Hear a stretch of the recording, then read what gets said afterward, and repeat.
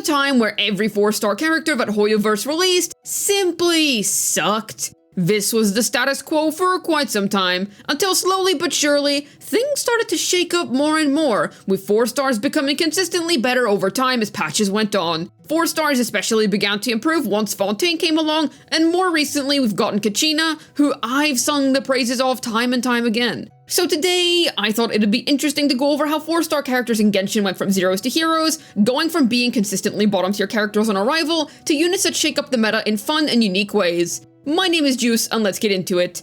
In the past, I extensively went over how many of us who marry 4 stars, not all of course, many were very disappointing releases upon their arrival. Some 4 stars simply just didn't function at all. For example, I've clowned on Kave an absurd amount of times, simply because bro does not have a single team. Bloom, you may say, but Kave literally works against transformative reactions by slowing them down.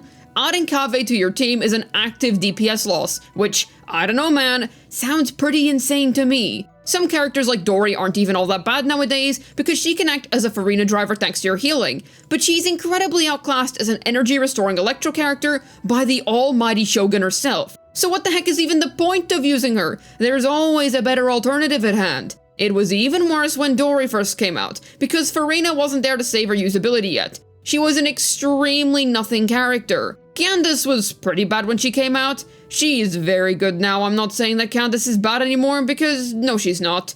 She has enough viable use cases, but she came out during an era with no Yao Yao, no Arlecchino, and no Mualani. So she was simply a random buffer with no real incentive to use her. You get the idea. But the thing is, the problem with horrible 4-star characters didn't even begin in Sumeru. It actually began way back in Inazuma. And my god, the 2.x era feels like it was so long ago by this point. Who here remembers back when Toma was not a good unit? Because Burgeon didn't exist yet, so his only use case was having him at C6 for Hu Tao double Hydro teams. And who remembers when Kuki Shinobu was literally one of the worst characters in the game, because Fischl added damage on top of Electro application. Meanwhile, Kuki was a random healer in a meta that seriously did not demand healers. She was always a DPS loss, and at best, you were using her for Ayato soup teams. But then you had to play Ayato, which is its own can of worms. It's crazy how Kuki went from offering almost nothing to being such a solid pick nowadays. Heizo is the literal definition of mid. Even now you can cope and use him as a Sucrose replacement because of the flat 80 EM that he gives to his whole team for Ascensions, but why the heck would you just not use Sucrose then? Sayu is also about as nothing as a character gets. She's good now because of Farina, but before? Dude, why the heck would you have used Sayu? You could at least justify Jean thanks to her C4 being amazing for Anemo DPSs and being a solid Favonius sword holder and consistent healer in Xiao teams. This was all such a far cry from the days where 4-stars such as Bennett, Xingqiu, and Fischl were all incredibly powerful characters that were clearly high caliber in terms of meta value. Though, that's not to say that this long generation of horrible 4-stars didn't have its rays of hope scattered in between. Faruzan is a beast. I think pretty much anybody can agree that Faruzan is one of, if not the strongest niche support known to mankind. She came out during a long era in which 4-star characters were heavily stagnant, and significantly shook things up a bit by simply not being garbage. Dare I say, by being a rather excellent character. This might be hard for older players to believe, but Xiao used to suck. He was way too expensive of a character to be worth it, as other options always overpowered him with way lower investment, not to mention how his DPS was nothing impressive. Faruzan's inception into the game literally increased his power level by at least 50%, and that's not an exaggeration. Even a C0 Faruzan is an absolutely delicious delicacy for Xiao teams, in spite of her absurd energy issues pre-C4. Yes, Xiao can hit 100k plunges without Faruzan, as my own Xiao is capable of doing so, but my investment level is also nuts on this guy. The average player was not reaching these heights without Faruzan's help. Look at Xiao now! Guy's literally one of the game's top tier carries. Yao Yao, while she definitely wasn't as impressive as Faruzan, was still pretty neat as she was great for Nilou Bloom teams, which at the time were the peak of AoE. While we do have other strong options for such content now, Nilou Bloom remains as a competitive option, thus leading to Yao Yao being a very budget-friendly choice for the team. Her Dendrop on field is crazy, and Candace got upgraded too as she could infuse Yao Yao's normal attacks with Hydro to help justify using her as an on-fielder to generate more cores. Kirara, as I've covered in a recent video of mine, is nothing more than a relatively solid unit, even at C0, But that's the thing, she was decent, not C6 locked, and is a character that I can realistically see players valuing. The cat has good shielding, can buff with 4-piece instructors, filling in for the loss of Nahida's A1, which was very nice for her aggravate teams, aka Kirara's primary use case, and her Dendro up with C4 is also pretty good. Plus, her C6 has damage bonus % buffing. Sure, she isn't as strong as Nahida, but she doesn't have to be. There was still viability to be found here, and there still is even now. Not to mention all the previous bad 4-star characters that got buffed thanks to Dendro. Toma went from a nothing character to a dude with a really nice Burgeon synergy, as his shielding protects from the self-damaging nature of a team, and he deals pretty good Burgeon core damage when built on full EM. Cookie Shinobu went from being more of a clown than Ito was thanks to her bad kit, into a hyper-blooming queen. She had a use case that was not only accessible, but very sought after at the time. All this seemed to be great news. 4 stars, after a long period of them being a whole bunch of nothing burgers, finally started to be something hot dogs. Then the Fontaine Nation attacked, which is when everything truly changed. The 2 horsemen of the revival of 4 stars, Ga Ming and Chevreuse. But let's start from the beginning, shall we? Charlotte coming out next to Farina was excellent because naturally everybody was gonna want a good healer to play our beloved lady with. Charlotte was of course a perfect candidate. Yet, that's not where the story ends. Might I introduce you all to Nervalet Freeze? Charlotte's cryo marks work like Nahida's Dendro marks, so she can continuously apply cryo over time while Nervalet blasts away at enemies with pure unfiltered hydro power. This made for the new best freeze team if we want to talk about pure damage here, and I feel like this is a comp that seriously went under the radar of so many people at the time. Even if Kachina is preferable to use over Charlotte as a final slot for this team now, it's still a really good AoE setup for the Hydro Dragon.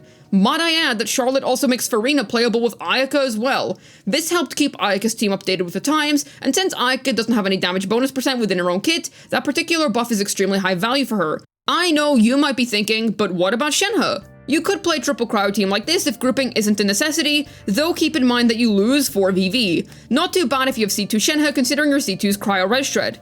Though, dude, no wonder that Shenhe's hair is white. She's turned into a real old lady waiting for her banner to come back already. I doubt anybody even has 1 copy of Shenhe, let alone having C2. Is she gonna get chronicled, man? I literally have C2R1. Anyways, I'll also say that once cryo becomes more useful, Charlotte too shall become more useful. Thing is, she has great cryo application and healing, but cryo up isn't in all that much demand right now. Yet the day that it does become more demanded, watch her meta value rise even higher. Consider how Charlotte is already as decent as she is with that being considered, so I'd say that Fontaine was off to a good start already in this regard. Then the man, the myth, the legend, that boy Ga Ming. For a 4-star, this guy is ridiculous. Unfathomable power, dare I say. Yes, he isn't on the levels of Arlecchino or Linny, but for a 4-star DPS, this boy is wild. We've never had such a powerful 4-star dedicated DPS before, or at least not since Xiangling if we want to count her as a DPS. This guy is literally able to output 5-star tier damage, and that is something noteworthy. Ga Ming was the beginning of the return of truly good 4-star characters. Chevreuse also happened. Remember that horrible poo-poo reaction that nobody wanted to play, Overload? The reaction that had literally 0 fans before? Well, whoop-de-doo, since Chevreuse decided that wouldn't be the case anymore. She not only acted as an amazing upgrade for Raiden Hyper teams, but made Overload Coriander a thing, which is a genuinely good high DPS team that I underrated in the past. It's definitely a lot better than I gave it credit for. Chevreuse is a crazy unit, not because she herself is some nutty S-tier character, but rather because she turned an unplayable reaction into something seriously worth considering as a playstyle, even if you only have the 4-star at C0. Not to mention how well she fits with Genshin's general mission statement of, play how you want, with who you like. Overload is a very unique team that goes against the traditional grain of using Pyro for Vaporize and such, and for those reasons I think that Chevreuse is a legend to reckon with. Okay, we did get some duds in Fontaine as well. Nobody is sitting here calling Fremine or the amazing legendary spectacular Sethos Beast of Everything a good unit. But the 4-stars of this region reached such highs that I think it cancels out the real stinkers, and I do believe that if Physical were to receive a Chevreuse of sorts, then Fremine might become decent. I don't know about the almighty beast of all things, Sethos, honestly. This trend of great 4-star characters seems to be continuing even now, with Kachina having been our first Natlan 4-star character. I've already went over why Kachina is good in so many videos of mine. so I'm not going to go over it all for the 5th time now. But the TLDR for any newcomers is that, let's just say that 4-piece Intercity is an unfathomably broken set, and Kachina being able to make the most out of it is wild. Especially for Navia and Nervalette teams. The fact that our first Natlan 4-star was really good is a very positive sign. Fontaine had crafted some genuinely fantastic 4-star characters, but we still ended up with 2 duds. We'll have to wait and see as to whether Natlan is going to have any mid 4-star characters, but the fact that the C0 free-to-play unit that everybody has access to right after starting the Natlan Arc Conquest is a fantastic support makes me incredibly hopeful for the future of 4-star characters.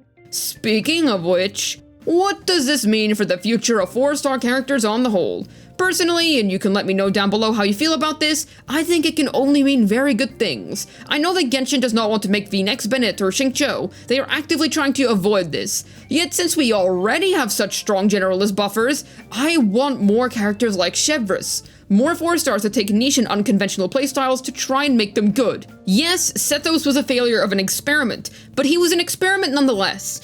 This is really good because it makes me feel like Hoyo was aware that 4-star characters are allowed to be more wackily designed to make for way more fun, unique, and most importantly, reasonably viable playstyles to be accessible to us all. Plus, strong 4-stars are simply exciting. We were all super excited for Ga Ming when he was coming out, and I'd love to see more crazy cases of us getting either a Ga Ming or Farazan tier 4-star. There is a big opportunity for Hoyo to use these units to have a look at reactions and units that really need the buff. Imagine if Sitlali was a Eula and Fremine support by acting as Super Conduct's Chevreuse. You might think that'd suck, but Chevreuse literally made overload of all things good, and Farazan breathed life into a previously dead hypercarry. Don't underestimate the potential of a truly good niche support. Me personally, aside from the obvious superconduct unit that we all want, I'd even like to see a burning 4-star in the future. Somebody who would buff Emily's damage and work as the Pyro or Hydro option in a Kinich burning team, with both Kinich and Emily in it. I've come to really love burning-based teams thanks to Emily, so I'd absolutely love seeing it become a more general team archetype on the whole, instead of simply the reaction that you use for Emily. Essentially the same as what Chevreuse did. Can you tell that I think the Red Cop has a great kit design?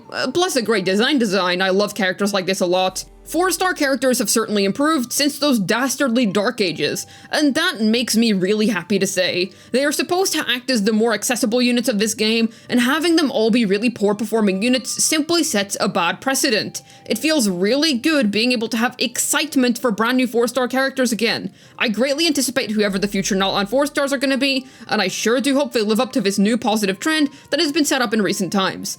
I also don't think if the next 4-star is a dud, that everything will be ruined, because this library of good 4-star characters has slowly been building up over time, which is good to see. Those are my takes at least. Let me know what you think down below in the comments.